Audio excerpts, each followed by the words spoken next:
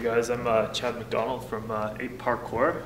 So there is an aspect of the Zulu challenge that I designed specifically. It's about 200 feet of the Zulu challenge. So the Zulu challenge, it's a tough race.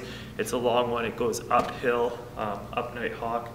Depending on where you are here in Grand Prairie, it's at Nighthawk Ski Hill, but it goes uphill, it goes downhill, there's mud, there's ice water, there's all of that.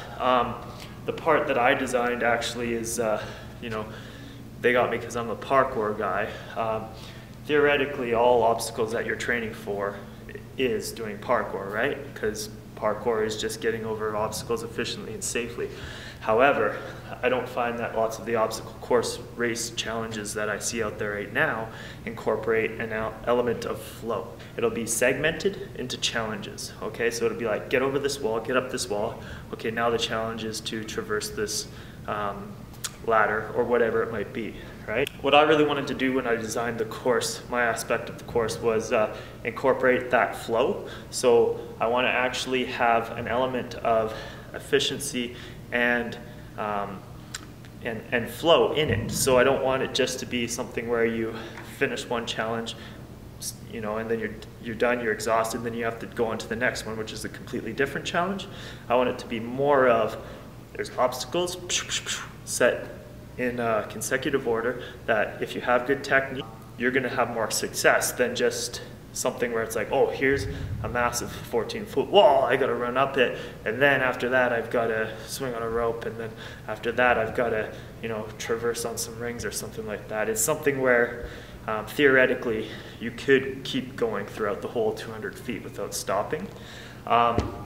So that being said, I don't know why, but there seems to be a lot of confusion with people describing what flow actually is, because we know it's the efficiency of our movement, especially when it comes to transitioning between two obstacles or two techniques.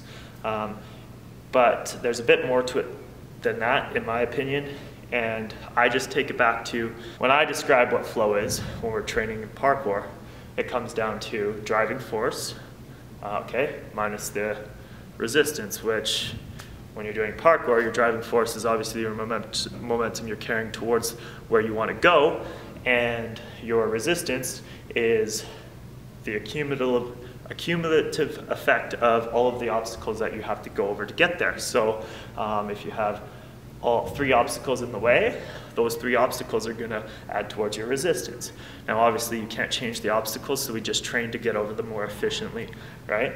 So that's kind of where flow comes in with me. So it comes down to just minimizing the unnecessary movements, the unnecessary footsteps between the techniques, and within the techniques, the unnecessary force generations, and trying to generate as much force towards the direction you want to go as possible. So, for example, thinking about your trajectories in a way that they're not heightened any more than they need to be, okay? So what it comes down to is you want to stay nice and low to the obstacle so that as you go over, okay, I'll just give you two examples because it's hard to do it with my hand. He's not a good parkour guy. I'll give two examples.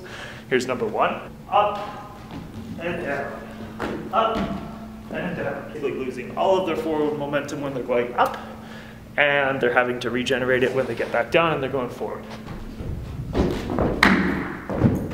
You can see there that it just comes down to, like I said, minimizing the steps between each obstacle, or not necessarily the steps, but the unnecessary movements, whether that's a footstep or whatever. I'm just going to give you a couple examples of some of the skills you'll need to know. You'll know what techniques could be used where. That's going to be about how much run up you're going to have. That's going to be about how much you'll have to jump. There's going to be walls on either side, so you'll be able to shimmy if you can't jump that far. This is just an example, I'll show you it, but you'll have to come to the 8 parkour workshops if you want to learn the specifics about it.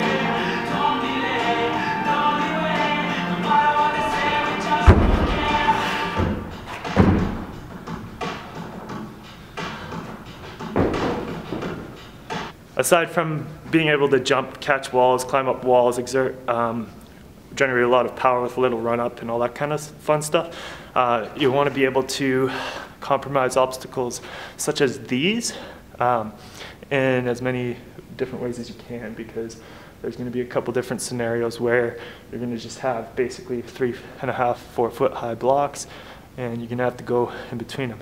And I'll show you a couple of the different ways I've seen people get over, and a couple of the ways that I like to get over, depending on how I'm coming into them and all that kind of stuff.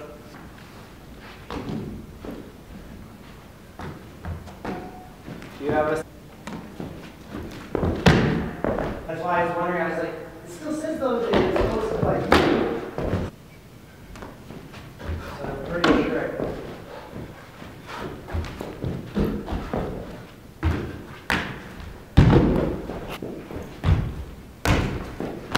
So yeah, there's like endless amounts of things you can do to get over obstacles like this, and the more versatile you are, the better. Left it open so that any skill level can go through the course.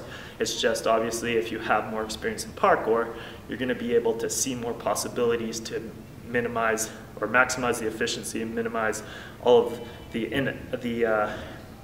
inappropriate or unnecessary little movements that you need to do along the way. So anyways, if you're interested, come check it out. I guarantee you it's going to help you towards getting over the APEZONE quicker and more efficiently, and it's going to be a good time too. It'll diversify your training. So